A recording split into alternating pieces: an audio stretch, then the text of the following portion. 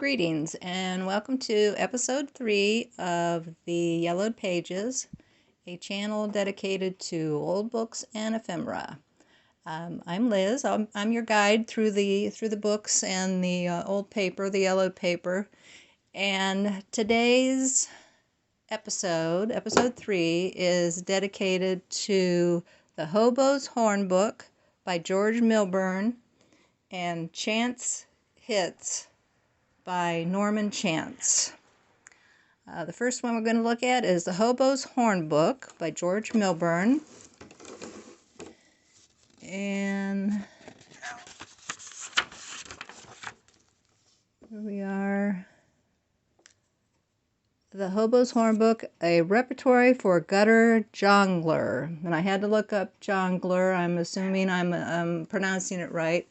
It means an itinerant minstrel. So there's your word for the day. Work that into a conversation when you can. And it's collected and annotated by George Milburn, decorated by William Siegel.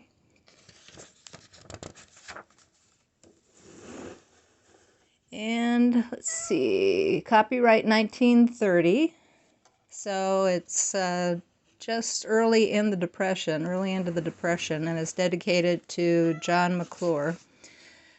I have several pages tagged, as you can see, but I'm probably not going to look at all of them. It's kind of hard to follow. We'll look at the glossary first, because that'll give you some idea of what the words in the poems mean, because it is kind of a language of its own, although some of the words are still used today in the same context. And some of them are politically incorrect by today's standards. Alky is to get drunk. Let's see. Banjo is a short-handled shovel. Let's see. Beanery is a restaurant. That's kind of still used today. Beef, to complain, that's still used. Billy is a bat. Let's see.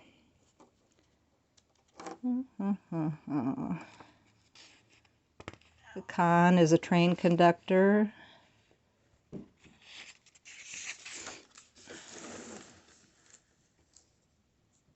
Crush the can, broke jail. Dago red is a cheap red wine. Dead one, a retired hobo. Dingbat was the lowest type of tramp, as opposed to the aristocrats of the hobo world, the comet and passenger stiff. Let's see. Flag, to hail or halt a passerby. Flop joint. That's kind of still used today. Fly, to catch on the fly, to board a train in motion. Frisk, to search. Gunsel. I like this one because the only other time I've ever heard that used is if you're a film noir fan or an old movie fan and you've watched The Maltese Falcon. Humphrey Bogart calls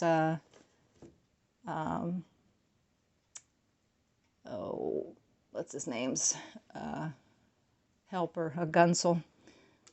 I can't remember what their names are right off the bat, but anyway. Let's see, what else do we have here? Ham, to walk across the country. Handout, food handed out at the kitchen door. Harness bull, a uniformed policeman. Let's see. Oh, Hinky Dinks, a once famous flop house in Chicago. Excuse me. Hoosiers, farmers and villagers. Hustle buggy, a police patrol. Java is coffee, of course. Jitney, a 5-cent piece. Jungle, any hobo encampment, usually in the open country near railroad shade, running water and fuel. Kicks are your shoes. Knowledge box is a country schoolhouse.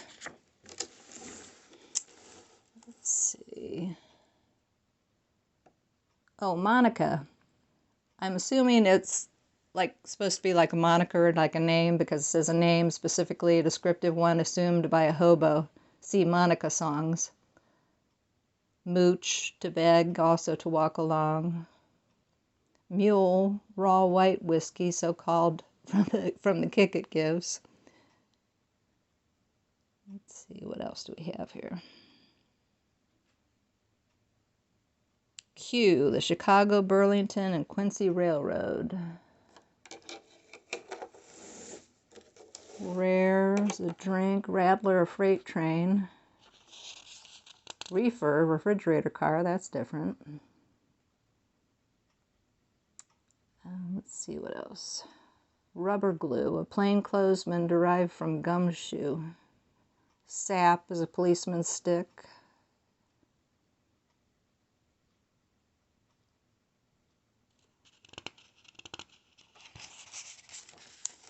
And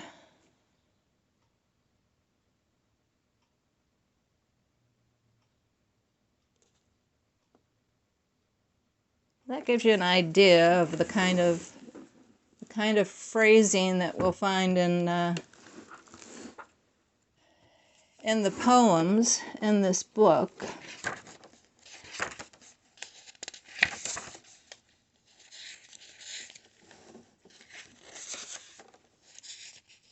Posy in the jungles. Tramps and hobos are the last of the ballad makers. Not in the Tennessee hills or among the Sea Island Negroes or any other such arrested community is there a more vigorous balladry than that which has been flourishing for the past 50 years in America's peripatetic underworld. A number of sociologists and anthropologists have made extended studies of homeless men as social phenomena, and some attention has been given incidentally to their songs, but not many investigators in the field have attained to enough familiarity with the road to differentiate between genuine hobo ballads and the pseudo-ballads offered by co-ed ukulele virtuosos and guitar phonograph yodelers. So that's apparently what these are genuine hobo poems. And that was written by George Milburn, the University of Oklahoma, January 1930. These are the Monica songs, the name songs.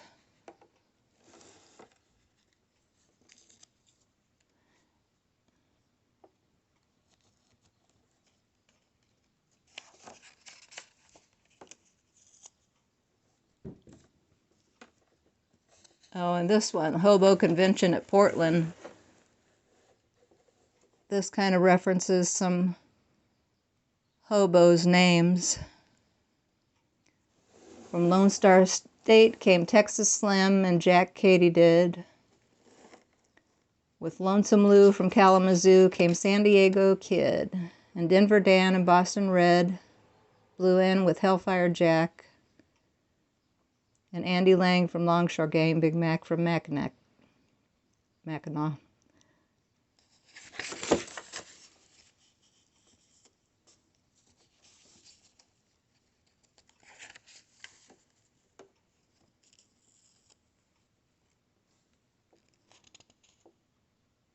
This here is the logical grandparent of all sentimental hobo ballads, a hobo having learned to strike a constant between the sentiment and the reality of his existence. Subjects Lehigh Valley to frequent burlesques.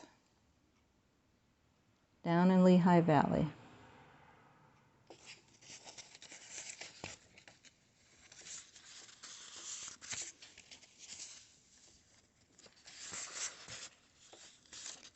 Parody and burlesque, or burlesque, I suppose, depending on how you want to pronounce it. Now, the Big Rock Candy Mountain is probably familiar to some of you. That's the only one I've ever heard of because it was put to music. Some of these others might be, but they're not familiar. And this isn't the version that I'm familiar with. There's another version further on. Oh, wait a minute. Maybe this was. Sunny Day. Who comes Big Rock? I'll show you the bees and the cigarette trees and the soda water fountains and the lemonade springs where the bluebird sings.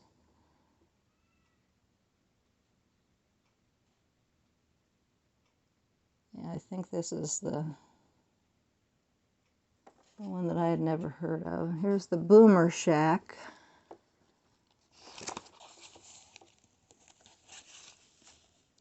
Okay, here's the other Big Rock Candy Mountain.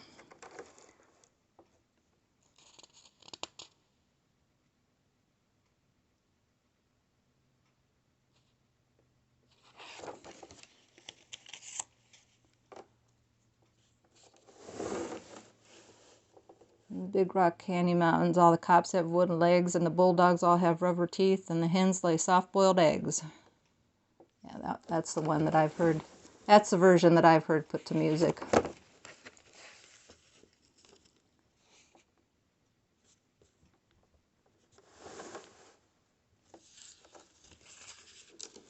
And we have the Hobo Classics.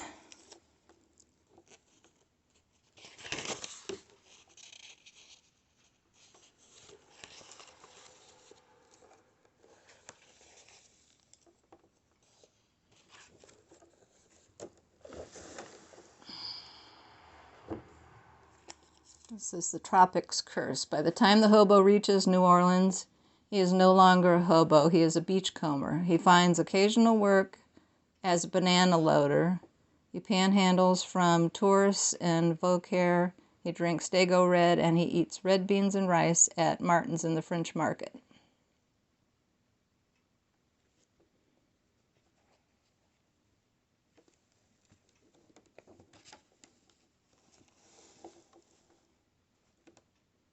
There's the Railroad Bum. It looks like it was put to music.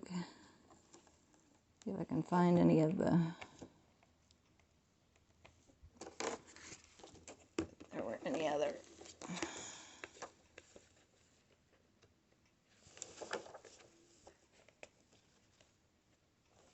No.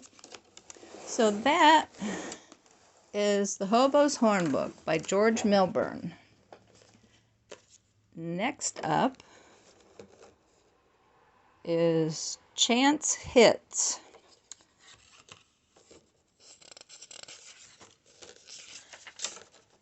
This is by Norman H. Chance and Sawfield Publishing Company. That was in Akron and Chicago and New York.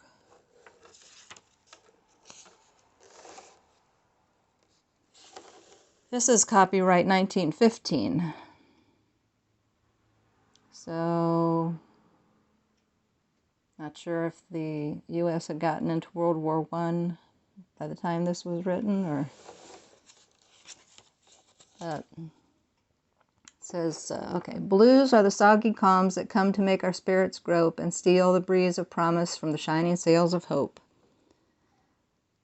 The object of this volume is to dispel soggy calms. Having collected these germs of wit and microbes of humor for his own amusement and others' amazement, the author and compiler issues them, trusting they may lighten gloom, aid retarded digestion, lessen doctor bills, and be the means of forcing all the starch from poor suffering dyspeptics into their shirt bosoms. A merry heart doeth good like a medicine.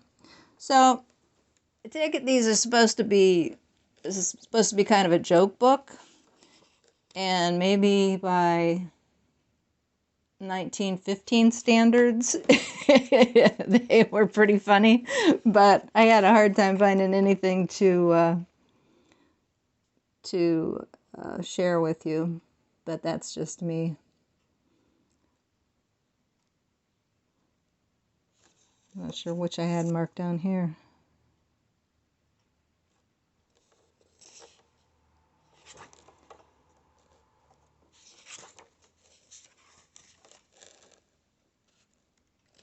Again, these are by today's standards. Some of these are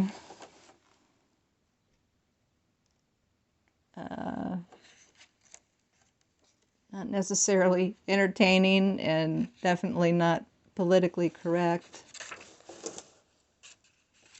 But you have to consider the time.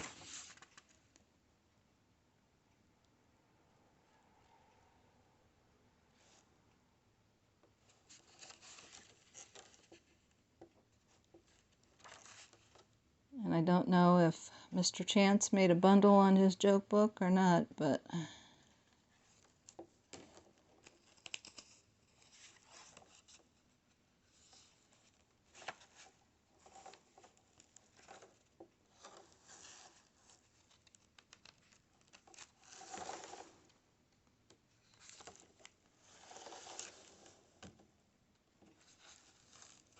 there it is. Pages are definitely yellowed. But you'd be a little yellow too if you were from 1915. I think it's amazing that a lot of these books are even still around. That's why I like to share them. So I hope you enjoyed these 2 little books. And if so, then tune in again for the next episode. Thanks. Bye.